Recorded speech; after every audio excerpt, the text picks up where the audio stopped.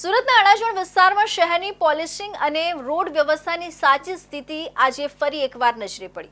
અડાજણ ચોકસીની વાડી પાસે મુખ્ય માર્ગ પર અચાનક ભૂવો પડી જતા શહેરની સિટી બસ તેનું શિકાર બની ગઈ। બસનું એક ટાયર સીધું ભૂવામાં ફસાઈ જતા મુસાફરોમાં દહેશતનો માહોલ સર્જાયો હતો। આ ઘટના પાલિકાની કામગીરી સામે સવાલ ઊભા કરી રહ્યા છે। સુરતના અડાજણ વિસ્તારમાં ફરી એકવાર રસ્તાની ખરાબ સ્થિતિ પાલિકા સામે આંગળી ઉઠાવતી બનતી જોવા મળી છે। અડાજણ ચોકસીની વાડી પાસે મુખ્ય માર્ગ પર અચાનક જમીન ધસી પડતા મોટા કદનો ભૂવો ઊભો થયો હતો। આ દરમિયાન આવી રહેલી સિટી બસનું ટાયર સીધું ભૂવામાં ફસાઈ જતા અફરાતફરી મચી ગઈ હતી।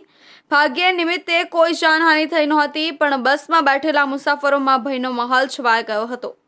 તરત બસને ખસેડવા માટે બીજી તરફ અને ક્રેન મંગાવવાની નોબત આવી હતી। સ્થાનિકોએ ભારે ગુસ્સો વ્યક્ત કરતા જણાવ્યું હતું કે થોડા દિવસો પહેલા જ રસ્તાની મરામત કરાઈ હતી, છતાં આ પ્રકારનો ભૂવો પડી જવો પાલિકા અને તેના કોન્ટ્રાક્ટરોની કામગીરી પર મોટું પ્રશ્નાર્થ ઊભું કરે છે।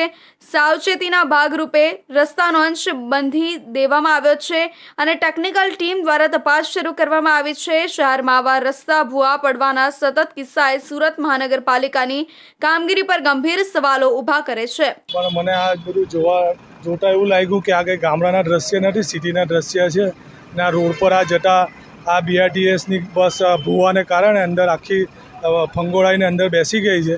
એ તો સારું કે બપોરના ટાઈમમાં કોઈ પેસેન્જર કે અંદર સવાર કોઈ એ નહીં હતા એટલે આ બચી ગયા ને આ ભૂવો નાનો હતો એટલે આગલું વ્હીલ બેસી ગયું, મોટો ભૂવો તો આખી બસ અંદર ઉતરી જાત। અડાજણમાં સડક પર ભૂવો પડી જવાને કારણે બસ ફસાવવાની ઘટના ફરી એકવાર તંત્રની કામગીરી સામે મોટું પ્રશ્ન ચિહ્ન ઊભું કરે છે।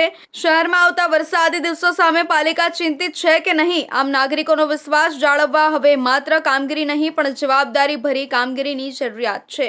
સુરતમાં વરસાદ શરૂ થતાની સાથે સુરત મહાનગરપાલિકાની પ્રી મોન્સૂનની કામગીરીની પોલ ઉગડી ગઈ હતી।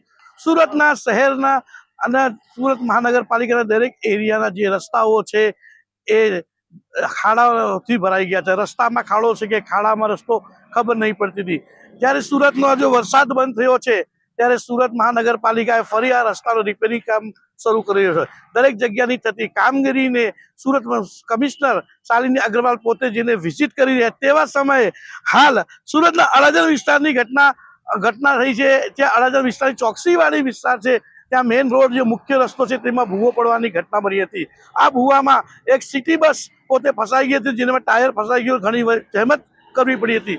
સુરત મહાનગરપાલિકા એક તરફ જ્યાં રસ્તાઓ સમારકામ કરી રહી છે ત્યારે સુરત મહાનગરપાલિકાની કામગીરી પર આ રસ્તા અને વરસાદી પાણી હજુ એમની પોલ ખોલી રહ્યું હોય એમ કહીએ તો ખોટું નથી। હવે આ રસ્તાઓનું સમારકામ પછી આવનારા સમયે જે વરસાદ થશે એ કેટલી યોગ્ય સુધી આ રસ્તાઓ ચાલશે એ આગળ જોવાનું રહ્યું। કેમેરામેન રવિ વેન્ડર સાથે સુનિલ પ્રજાપતિ, ઇન્ડિયા ન્યૂઝ, સુરત।